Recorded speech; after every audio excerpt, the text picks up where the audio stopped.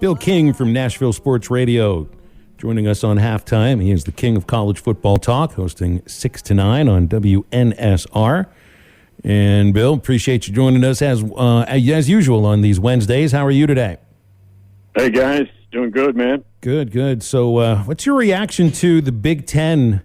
Apparently, no be on ESPN. Is this much ado about nothing, or we're kind of making a lot about it because of their 40-year relationship with ESPN? But I mean, you see the big leagues in college football kind of going into their own corners. SEC's with ESPN 100%. The Big Ten is mostly going with Fox. What's your reaction to this? Just because of the lead up, I'm not surprised, because they wanted some variety, and you knew NBC. We had known NBC wanted to get in, and they want a primetime package to go with not only their Notre Dame package, but the next package they do with Notre Dame, which is going to be a lot more lucrative than the current one. And we knew CBS wanted inventory because they had lost the 2:30 slot 2 years from now to Mickey Mouse. You knew that would happen. Amazon's got more money than God, and they said that they didn't bid high enough. Well, that means they didn't want to bid high enough. They could outbid anybody if they wanted to. But they'll get in at some point. Big Tech is going to be in this at some point, and it may be Apple, it may be Amazon. But no, I don't think any of this news is surprising. We don't know the exact numbers yet, but it's going to be north of $1 billion per year for them. CBS is spending $350 million, according to the report from John Orond, for the same slot that they had SEC games, in which ESPN is paying $300 million for. Did the SEC leave some money on the table? Looks like it, because CBS didn't want to bid any further. They basically were out of the SEC bidding for that 2:30, 3:30 slot. CBS is paying $55 million for it now. So that means to get the Big Ten, they're paying 7 times as much for the same slot. And what is that? About 13 games. It's about 13 games each Saturday, 1 game per Saturday. So it comes out to about $25 million a game if you're looking at that $350 million. And that's why somebody sent me the Dan Patrick interview with Greg Sankey, and he said, how good was this? And I said, but frankly, it wasn't that good of an interview, because one of the questions you have to ask him, whether he answers it or not, is, do you have provisions in your deal with ESPN, futuristically or right now, that ups the money, considering what everybody's reporting about the Big Ten? And nobody's asked that question yet. It's a very good question. Interesting. It also feels like, and I mean, Kevin Warren's been upfront about this. They want other media partners involved in the college football playoff. And I guess it would make sense anyway, if you're going to expand to more than just the 3 games, that there are other television partners involved in this. But now that the Big Ten won't be involved with ESPN at all, and ESPN right now is the exclusive home of the college football playoff, it feels like it's a foregone conclusion now that you're going to have other networks involved, and probably CBS is going to be one of them. Fox is definitely going to be another one of them. Yeah, but that's what you want. That drives the money up. And if they go to a 12-team format, which I still think that's the leading candidate, I don't know if you triple the money, but it's around $600 million a year right now ESPN is paying. The next deal for the playoffs is going to be north of $1 billion. It may be $1.5 billion. I don't know, depending on who all is in there fighting for it. But it'll be a combination. You're right. It'll no longer be exclusively ESPN. Remember how weird it was, though, when we had the BCS and Fox had the championship game of the BCS, and they never did any SEC games? And then there'd be an SEC team playing, and some guys from Fox you barely know calling the game who didn't even watch an SEC game. It won't be that weird. So let's move on to a different topic here. I saw where, and this is something that I think mirrors what Arkansas and Texas A&M are allowed to do as far as the Southwest Classic is concerned. And I know we've spoken about the idea that these neutral site games are going away because it's about the atmosphere in the college stadium, on college campuses, and also the ability for the coaching staff of the home team to interact with their recruits. Now, I think the situation from Arkansas, Texas A&M is the home team is allowed to dole out tickets to recruits, but they can have no contact with them. I'm seeing that's the exact same thing now that's being allowed in the cocktail party with Georgia and Florida. The home team will be allowed to dole out tickets but can't have contact with their recruits. The inability to have contact with recruits for coaching staffs is like reason alone to move these games back to campuses. But then again, like the Jacksonville mayor said he's going to fight tooth and nail to keep that game in his home city. Where do you see that going? Well, and by the way, you probably hear that thunder. It's starting to come down here. I'm outside. But anyways, well, let's go Texas, Oklahoma. They deem the home team each year at swaps, and that team can host recruits. Now, it's not like an on-campus visit. It's not, but you can supply tickets. Georgia and Florida currently, you cannot supply tickets. Doesn't matter whether you're deemed home or away until that announcement today. And so for the next couple of years of this contract, each school is allotted 200 tickets to dole out to recruits. You still can't interact with them. Georgia feels bad because they want that on-campus weekend in Athens every other year. Florida's not so into that. Florida wants to keep it in Jacksonville, but I think the powers at Georgia don't want to do this, and I don't think we know what's going to happen there. I don't. They played the cocktail party there in Jacksonville almost every year since 1933, and that the future of that you're talking about is very much in jeopardy.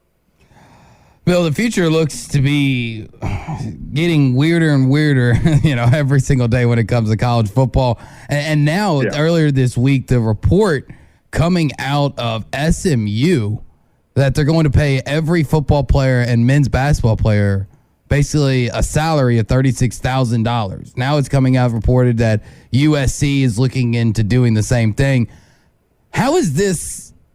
This doesn't even feel like trying to hide behind NIL. This feels like 100% pay for play.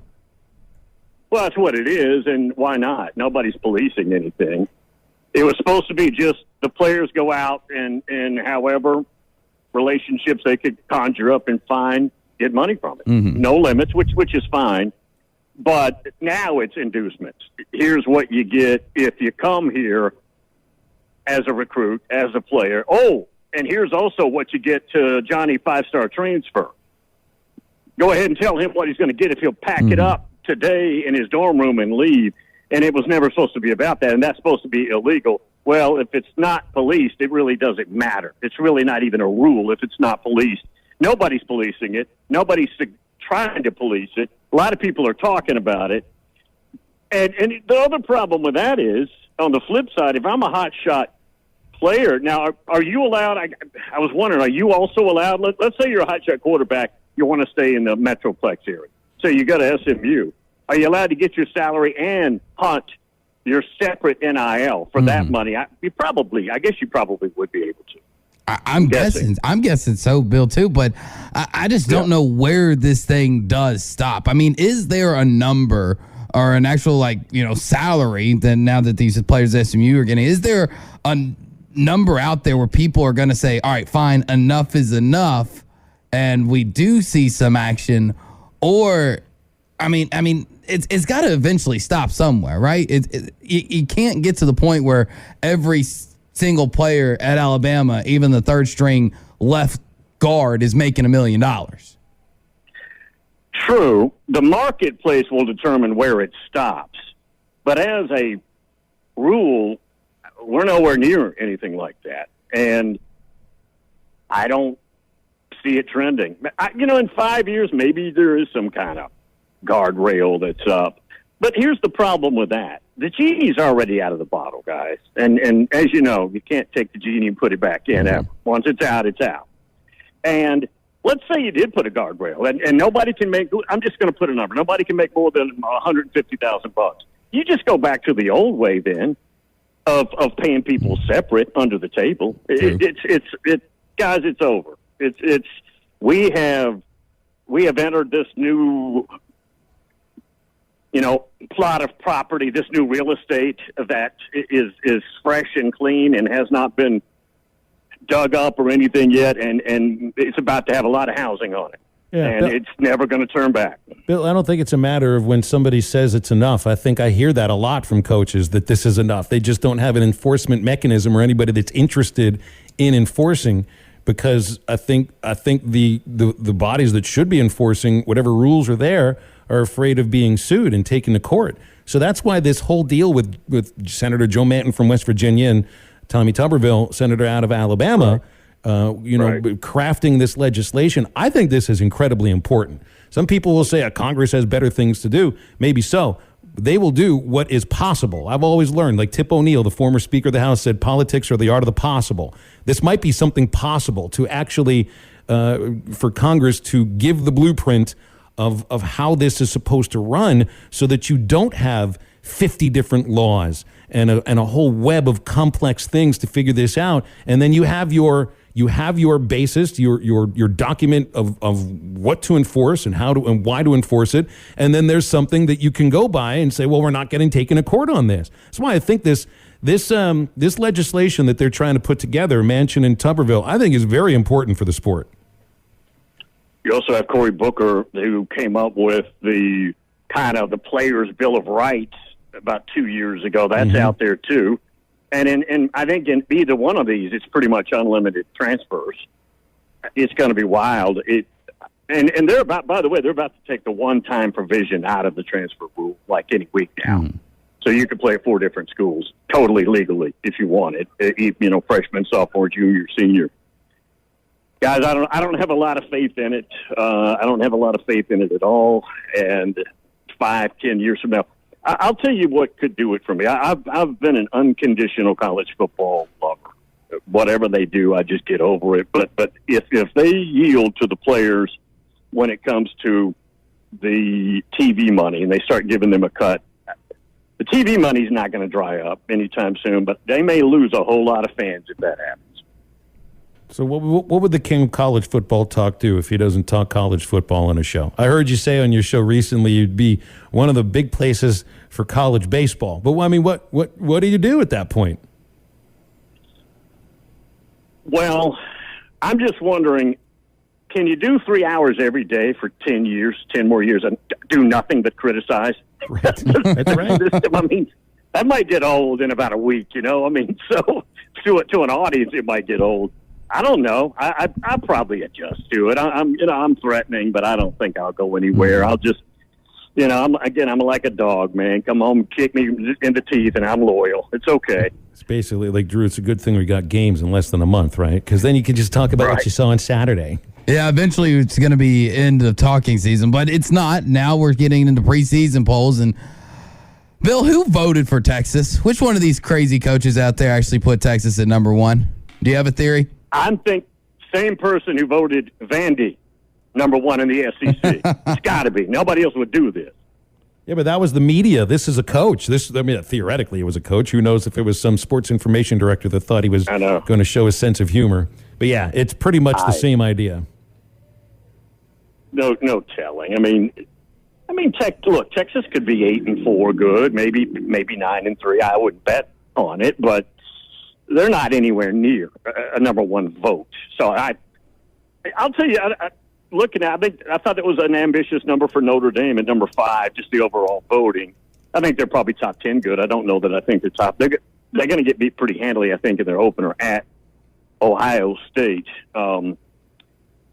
But, guys, it was good just to have a list out. I really don't care. During the season, guys, I barely ever even look at the next release. Same thing.